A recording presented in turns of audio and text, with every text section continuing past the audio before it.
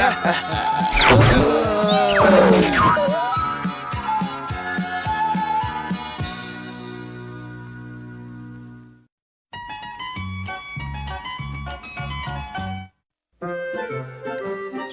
mo bang sabihin sa akin tungkol sa kwento?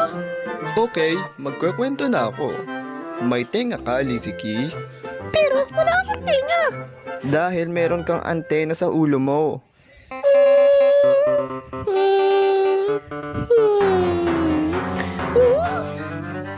Alam ko na, pusa to.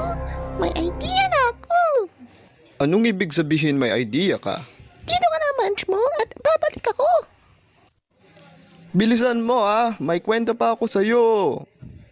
Kamusta na, Mickey? May sasabihin ako sa'yo. Aba, oo naman. Ano kaya yon? Mahahanap mo na ng ilang sandali. Anong ginawa mo sa antena ko? Hoy, pumalik ka dito. Antena ko yan.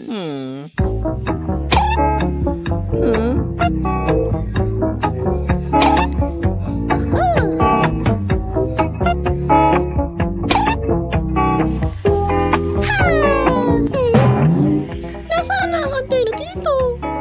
Wala naman talaga akong antena dyan.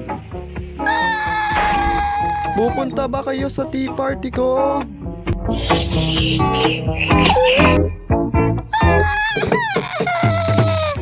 Grabe, sobrang tagal na Lizzie.